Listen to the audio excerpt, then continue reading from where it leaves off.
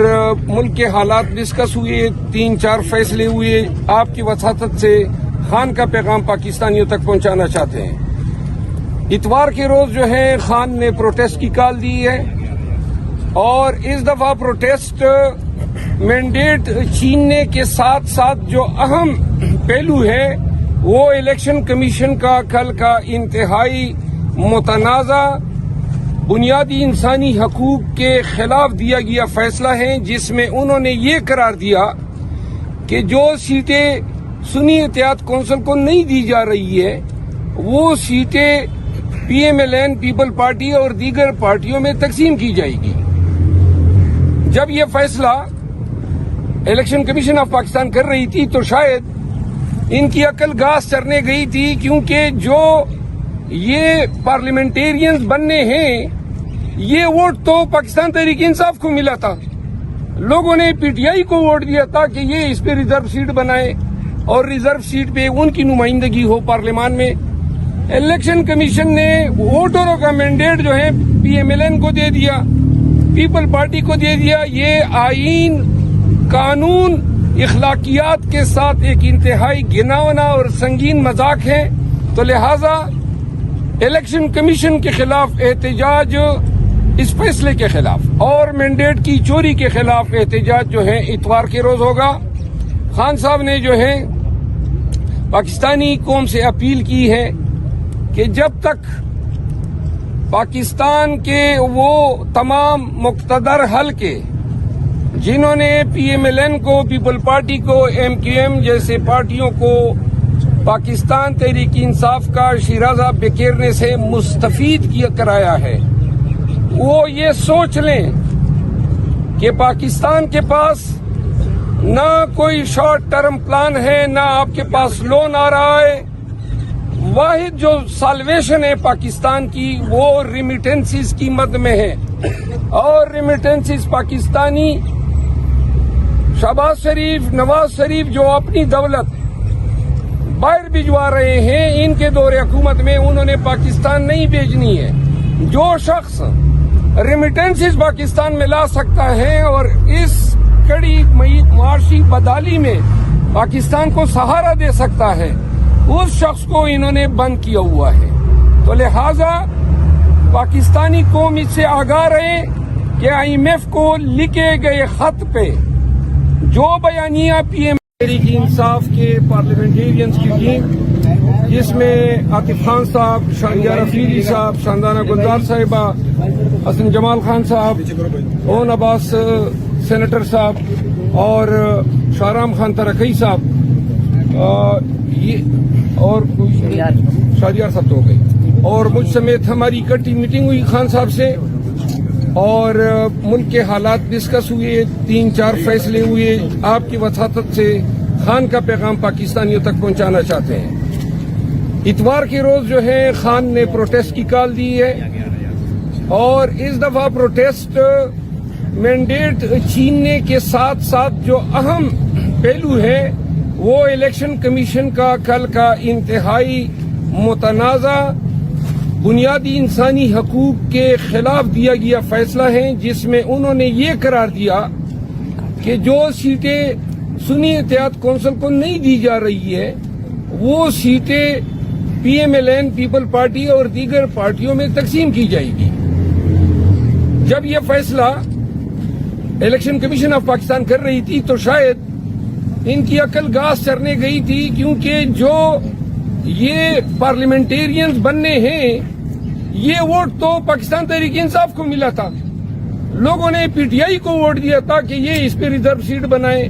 اور reserve set پہ ان کی نمائندگی ہو پارلیمان میں۔ الیکشن کمیشن نے ووٹروں کا مینڈیٹ جو ہے پی ایم ایل این کو دے دیا، پیپل پارٹی کو دے دیا۔ یہ آئین، قانون، اخلاقیات کے ساتھ ایک انتہائی گھناؤنا اور سنگین مذاق ہے، تو لہذا الیکشن کمیشن کے خلاف احتجاج، اس فیصلے کے خلاف اور مینڈیٹ کی چوری کے خلاف احتجاج جو ہے اتوار کے روز ہوگا۔ خان صاحب نے جو ہے پاکستانی قوم سے اپیل کی ہے کہ جب تک پاکستان کے وہ تمام مقتدر حلقے جنہوں نے PMLN کو، پیپل پارٹی کو، MQM جیسے پارٹیوں کو پاکستان تحریک انصاف کا شیرازہ بکھیرنے سے مستفید کرایا ہے، وہ یہ سوچ لیں کہ پاکستان کے پاس نہ کوئی شارٹ ٹرم پلان ہے، نہ آپ کے پاس لون آ رہا ہے. واحد جو سالویشن ہے پاکستان کی وہ ریمیٹنسز کی مد میں ہے، اور ریمیٹنسز پاکستانی شہباز شریف، نواز شریف جو اپنی دولت باہر بھجوا رہے ہیں، ان کے دور حکومت میں انہوں نے پاکستان نہیں بھیجنی ہے. جو شخص ریمیٹنسز پاکستان میں لا سکتا ہے اور اس کڑی معاشی بدحالی میں پاکستان کو سہارا دے سکتا ہے، اس شخص کو انہوں نے بند کیا ہوا ہے. تو لہذا پاکستانی قوم اس سے آگاہ رہے کہ IMF کو لکھے گئے خط پہ جو بیانیہ PMLN اور ان کے الائز جو ہیں ڈیولپ کر رہے ہیں کہ ڈیفالٹ کی شکل میں ذمہ داری PTI بھی ہوگی، پاکستان تحریک انصاف اب بھی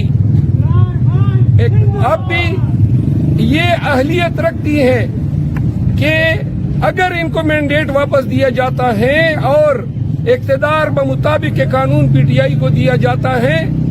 تو پاکستان تحریک انصاف صرف ریمیٹنسز کی مد میں اور 1 کروڑ بیرون ملک پاکستانیوں کے ذریعے پاکستان کو فوری طور پر درپیش معاشی مسائل سے نجات دلا سکتی ہے.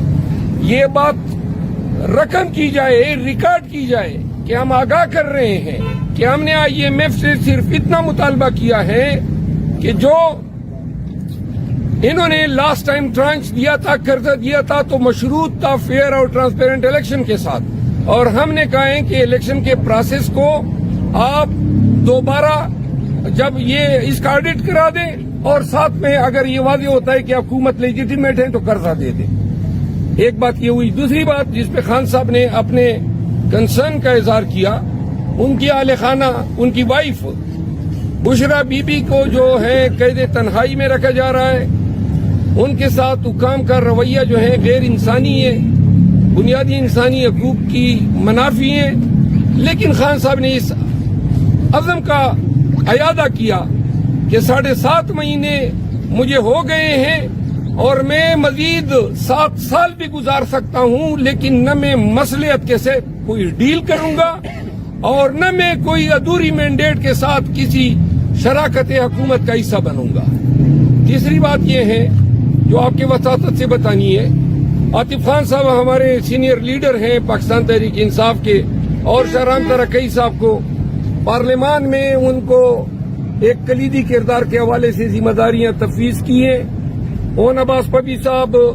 جو ہیں وہ کافی عرصہ بعد خان صاحب سے ملے ہیں. خان صاحب نے جو ہے سینٹ میں اس کی کارکردگی کی ستائش کی ہے. شہریار افریدی صاحب اور شاندانہ گلزار صاحبہ جو ہیں انہوں نے پارٹی سے ریلیٹڈ معاملات خان صاحب کے نوٹس میں لائے. خان صاحب نے